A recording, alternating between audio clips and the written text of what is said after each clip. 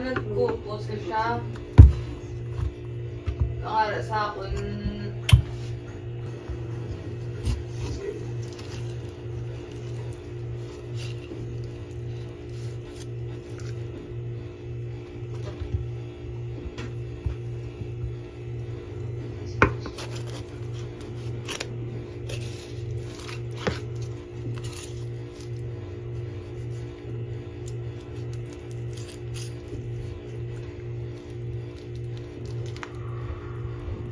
Some are overripe. That's why this is urgent. I have to do something so that and what we'll do is we'll make some ice candy using this avocado. So we will remove the bad portion and then just keep, of course, the good ones. Okay, at least by doing that, okay, we don't have to eat all right away. Oh, this one is not good anymore. Overripe. Okay. I'll just get the good ones. Yes. And leave the overripe portions. Or throw them away, of course. What else? So let's not buy too much. Like this one is okay. Some of them we have already eaten yesterday. So talagang overripe na nga yung iba, no, dito.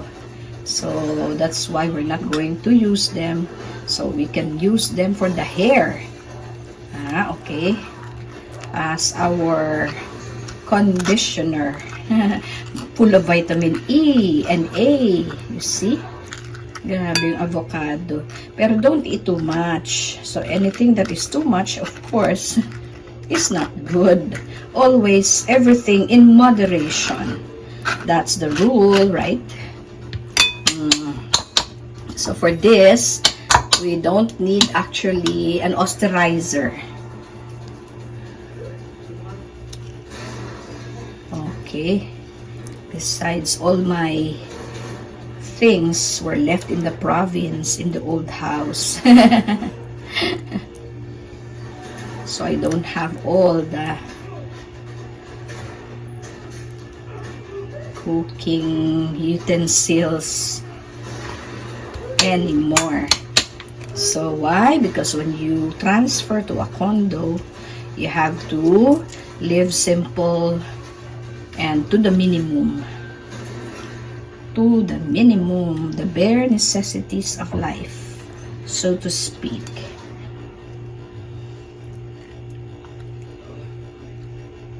Okay. You see how plenty? Lots and lots of them. By mashing, I will just mash this with my spoon. A spoon and a fork will be enough because avocados are very soft. Right? Okay. There you go. There you go. So we make avocado ice cream out of this. That's what we need to do also with the other fruits with oversupply. Local fruits in the market or those who are harvesting them or should know how to prolong the shelf life, kumbaga, because we cannot consume all, right? Or you give them away. Okay, some of them you give away to your neighbors and friends. That's it. Especially if you have avocado trees around. There you go. So this portion should not be included because that is clearly spoiled. Some are actually given to the pigs for them to eat, right? Okay. The good thing about this kind of avocado is there are no ganot. We call that, in the dialect, we call that ganot. What do you mean by that? Mga fibers or nerves, something like that. Okay, so here that portion is also overripe, so we'll just remove the good part.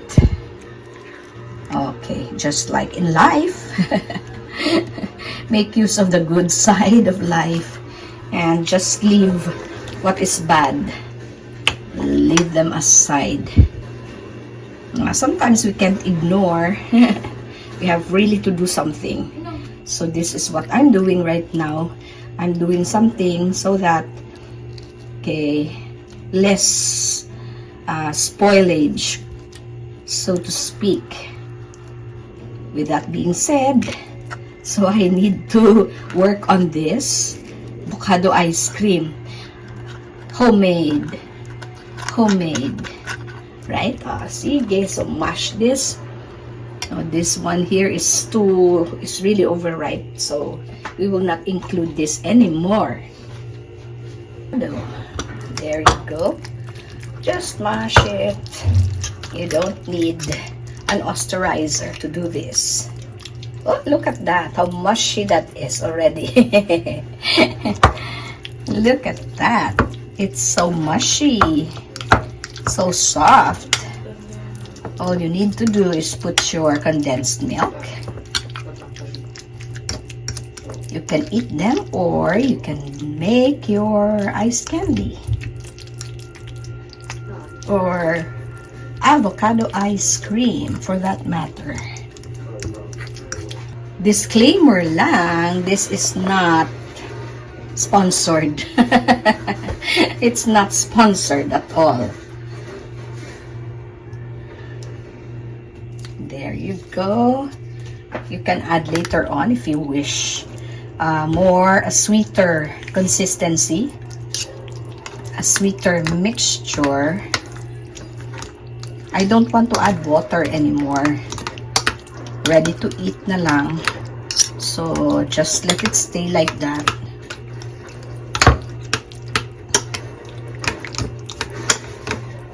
So mga single serving portions. So I will portion this already and put them inside the freezer to prolong its life. Some I will eat right now, right after the preparation. Okay.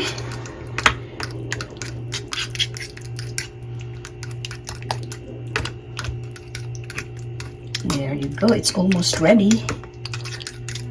What I'll do is just taste. If I need to sweeten it some more, I will add more condensed milk. That's it.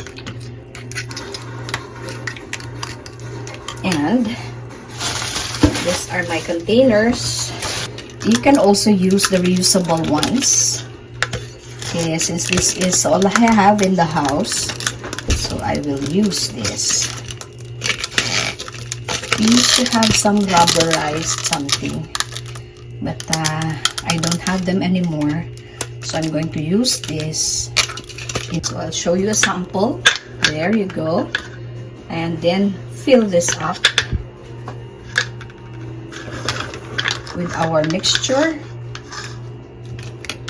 You can smoothen it if you wish, but if you want something chewy, so just leave it at that.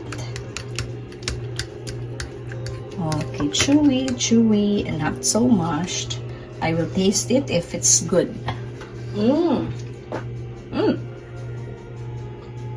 It is.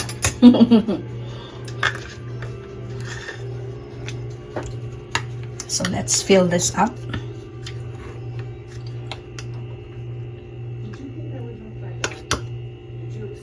Sample. There you go. Tak tak. Let's do tak tak. Tak tak. Oh, this is one serving, you see? Because you are going to cover it with the lid. You look at that. And then put it in the freezer. So you have ready-made ice cream.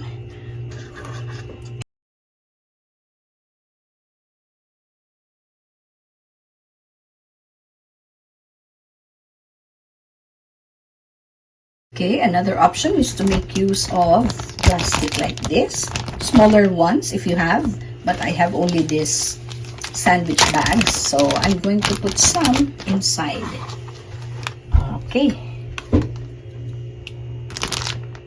Pwede, no?